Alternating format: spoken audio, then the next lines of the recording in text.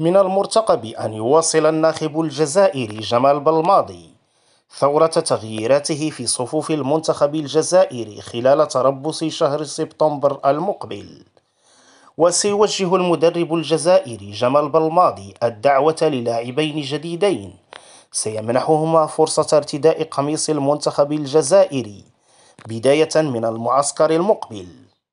وقرر مدرب كتيبة محاربي الصحراء تجريب المدافع الأيمن مهدي دورفال الناشط في صفوف نادي باري الإيطالي حسب ما كشفته تسريبات لموقع العربي الجديد. وأكدت التسريبات السابقة أن جمال بلماضي معجب كثيرا بإمكانات الظهير الأيسر مهدي دورفال، وشد انتباهه ما قدمه من مستوى متميز خلال الموسم المنقضي مع فريقه باري الإيطالي.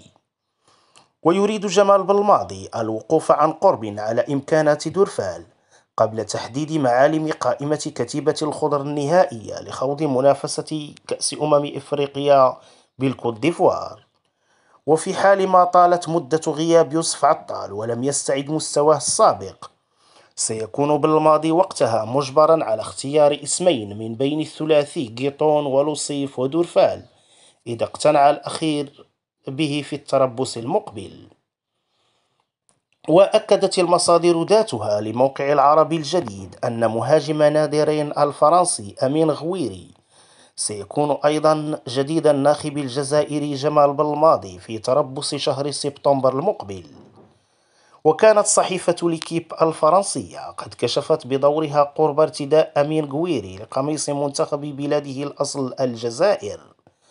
وبحسب المصدرين السابقين فإن التحاق غويري بصفوف المنتخب الجزائري سيكون مباشرة بعد خوضه نهائيات يورو الشباب مع منتخب فرنسا. وفي السياق ذاته قالت التسريبات لموقع العربي الجديد أن نجم نادرين سيباشر إجراءات تغيير جنسيته الرياضية بعد انتهاء مغامرته مع فرنسا في منافسة يورو الشباب.